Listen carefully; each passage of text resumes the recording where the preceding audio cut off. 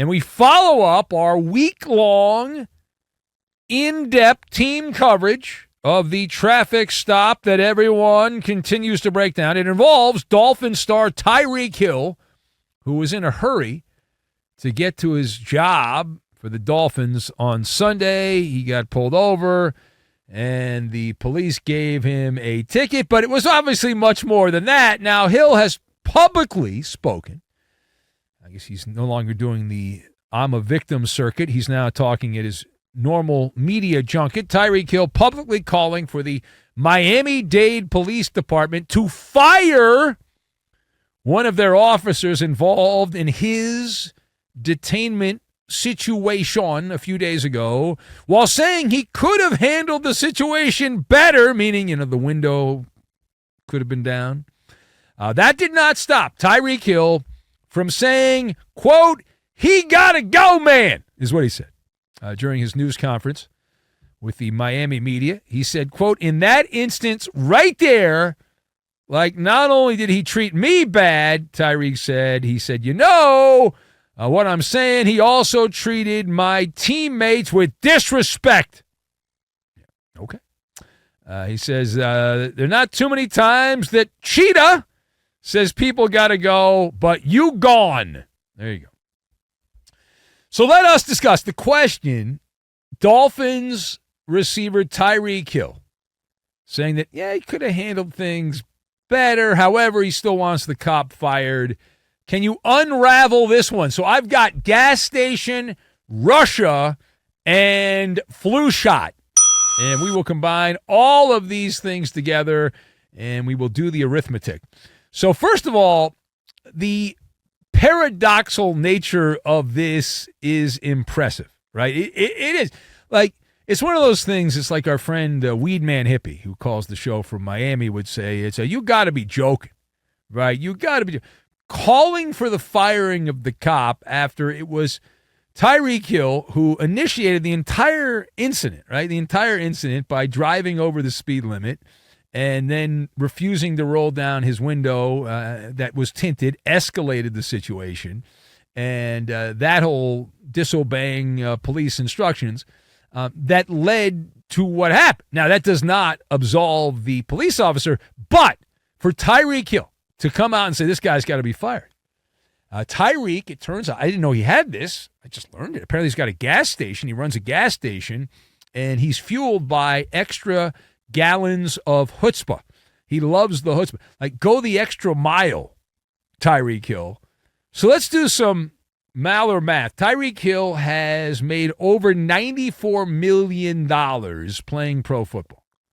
However, I think it's fair to say that if you held Tyreek to the same standards he would like that cop to be held to, he would have made no money in the NFL. You see, he would have never played in the NFL because in 2015, before being drafted by Kansas City, and Tyreek would have been drafted much higher, but this little skeleton in his closet, he pled guilty to strangling his pregnant girlfriend. Now, most people look down upon that, but the NFL said, you know what, you're really fast, so we'll give you a second chance.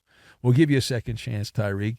And, so he got a second chance, and some would say a third chance and a fourth chance with some of the other stuff that's happened. But like a governor, like the governor in California, it's rules for thee, not for me, right? It's like, this guy should no second chance. Now, I don't know this officer's background or anything like that. I don't know if there's a bunch of violations on his resume and all that. That'll all come out eventually here.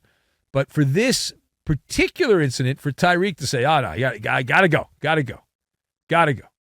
when he shouldn't even be in the NFL by that standard is fascinating to me. All right, now, secondly, we head now to, like Bass Pro Shops. We'll go to the tent, the outdoor tent there, the injury tent. That is where we have a couple of injury updates. Packers coach Matt LaFleur says that the door is open for Jordan Love to play this weekend. Jordan Love injured in Brazil, and a game played last Friday, and says, according to Matt LaFleur, he could play. Not practicing, but could play. Also, 49ers star Christian McCaffrey, who was part of that ruse the 49ers put on the NFL, he is expressing optimism that he will play as well. So how do these stories hit you? Direct, I'll go first. Direct from Russia. Only the gullible take these stories as legit. If you're a real one, and the real ones know here, the greatest fictional work of our time happens on injury reports in the NFL. And as I'm preparing, I've been spending a good amount of time the last couple of days getting ready for the TV show and putting some notes together and all that, and I look at these injury reports, and they're useless. They're completely useless. And it's like, what are we doing here? Right? It's like, come on. Great thespian work. These coaches are actors. And you look at Jordan Love and Christian McCaffrey and all the hallmarks of Russian disinformation. Right? Isn't that how the politicians do it? But, simply trying to keep hope alive, using gamesmanship, and they try to keep the opponent on their toes. Jordan Love is not walking through that door playing on Sunday. That's not happening, and neither is Christian McCaffrey against the Vikings. Now, final thought. We now head to where the Midwest and the South converge. Northern Kentucky and Southern Ohio, right there. Now, as we pointed out correctly, by the way, that Cincinnati is a southern city, and it's like Northern Kentucky is what it is. But T. Higgins, who plays for the team that when they fly out of their town to go to another town, they go to Kentucky because they're basically in Kentucky. T. Higgins' mother recently unleashed an F-bomb-laden rant directed at Bengal fans who have been accusing the Cincinnati wide receiver of faking a hamstring injury. So, question. Do you think there's anything to the chatter about T. Higgins faking the hammy gone bad with the Bengals? So it's not out of the realm of possibility. And, of course, you'd expect a mother to defend her son. That's what good mothers do. They defend their kids and all that.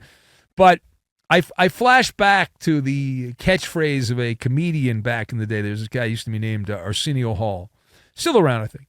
But the things that make you go, So you have T. Higgins, who wanted a new contract. He's playing on the dreaded tag situation. He wanted a new contract. The Bengals would not give him a new contract. And you look at some of the comps around the NFL, and there have been examples of malfeasance.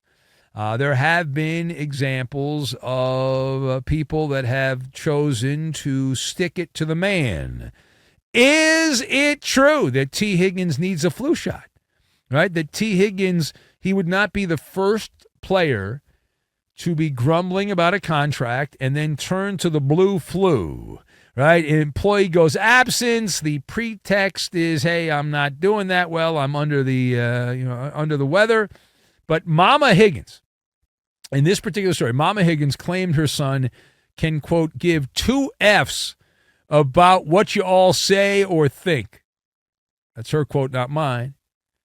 But just by responding, it clearly touched a nerve, at least with the mom. The mamu was offended by that. So, the Bengals got a lot of stuff going on.